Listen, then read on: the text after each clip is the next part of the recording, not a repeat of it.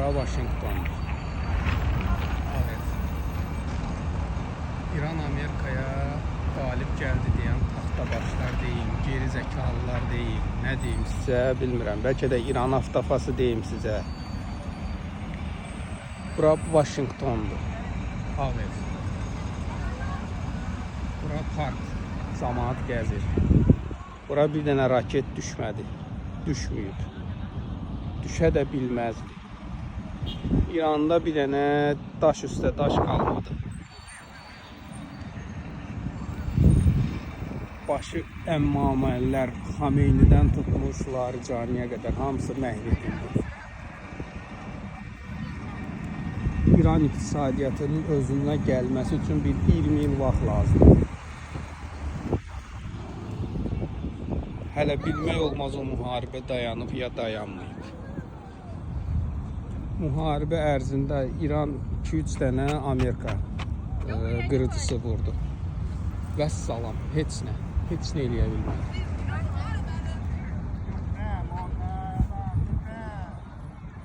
İndi kim qalib gəlib? İran qalib gəlib, yoxsa Amerika?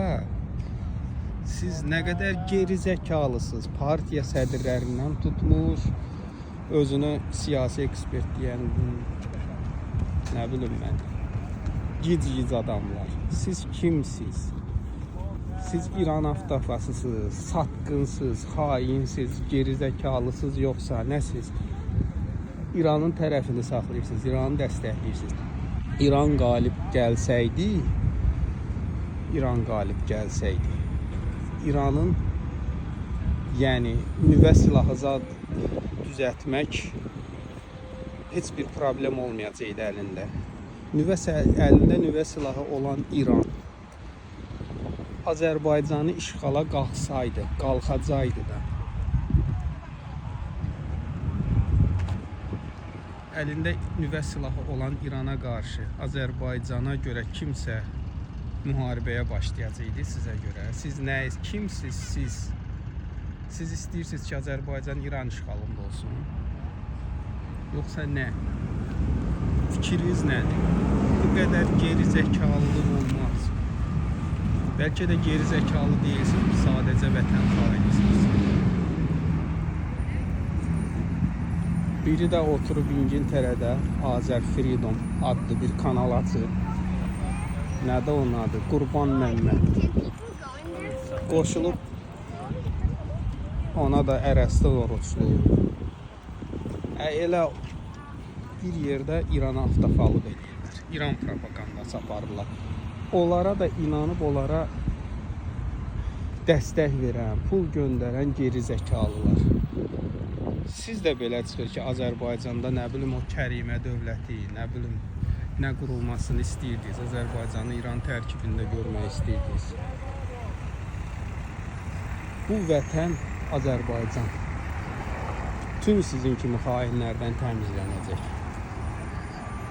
Tamamilə.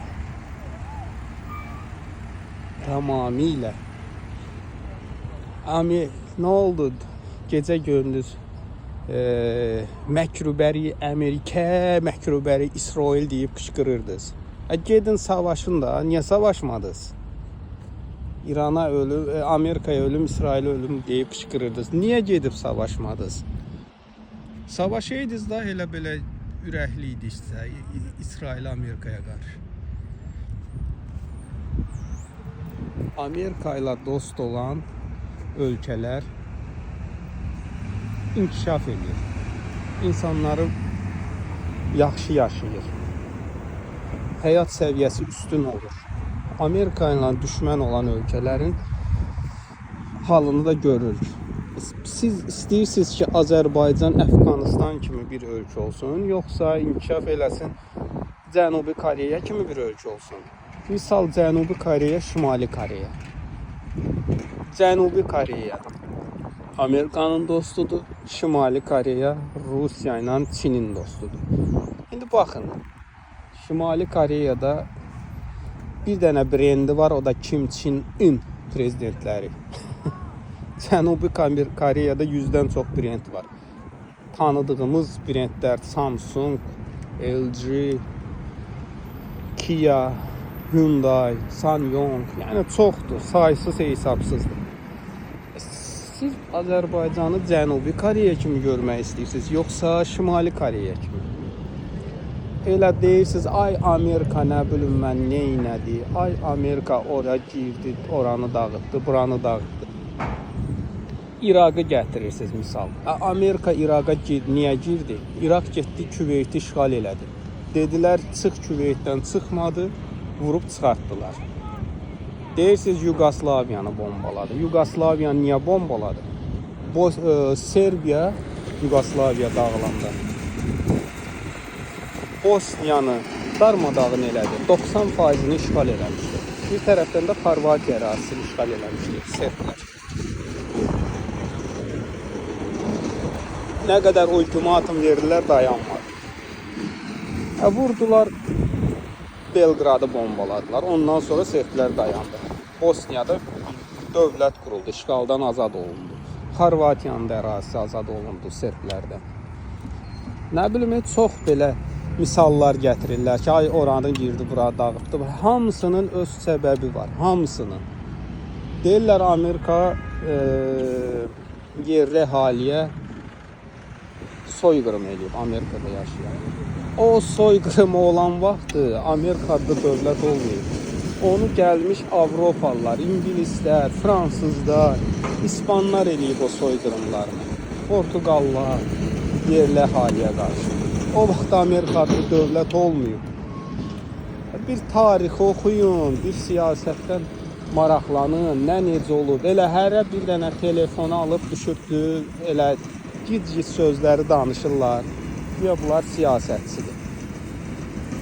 Siyasətçi, mənim gör bədbəxtçiliyimə bax ki, Azərbaycanda məsəl üçün AK Parti adlı bir partiya var.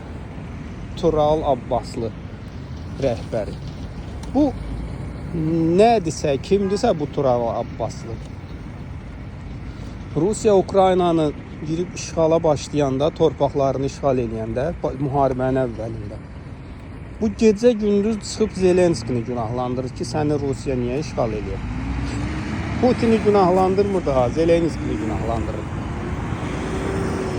Ay nə bilim, o çox qalmayacaq, o gedəcək, nə bilim mən Zelenski haqqında, o qaçacaq, nə bilim da Zelenskiyə demədiyi şey qalmamışdı. Nə oldu ay Tural? İndi də İranı müdafiə eləyirdi. Sən kimsən ay Tural? Sən vətən xainisən, yoxsa bu qədər savadsızsan? Kimsən sən ay Tural? Bunu da hələ bu belə savadsızları da televiziyalara dəvət eləyirlər, YouTube kanallarını. Özü tanınmış da yaxşı kanallar deyil, mən özüm də izləyirəm o kanalları.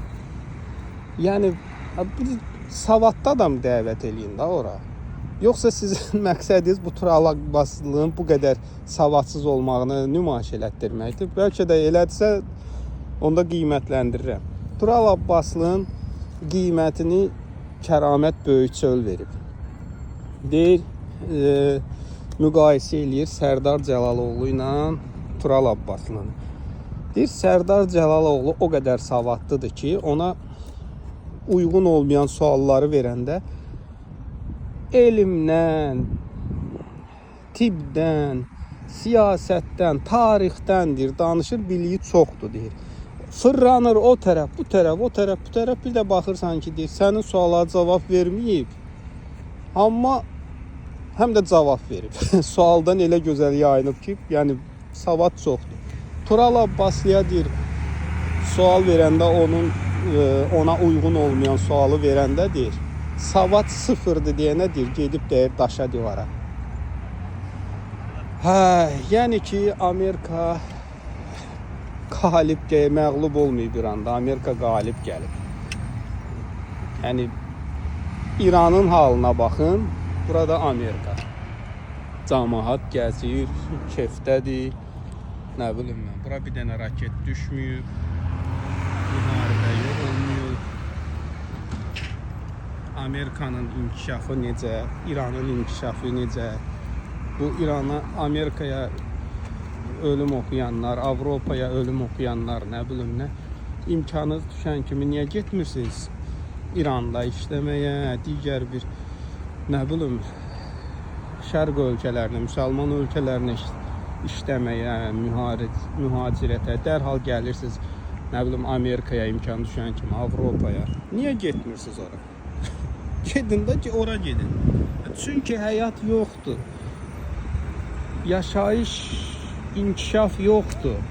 Deyəcəksiniz ki, bəs ərəb ölkələri necə inkişaf elədi? Ərəb ölkələri heç bir şey eləmir. Ərəb ölkələri neft tapır. Heç bir ixtirası yoxdur ərəb ölkələri. Heç bir şeyləri yoxdur. Sadəcə neft tapıblar, onun hesabına yaşayırlar. Neft qutaracaq, o da olmayacaq. Heç nə olmayacaq. Bu qədər. Sağ olun.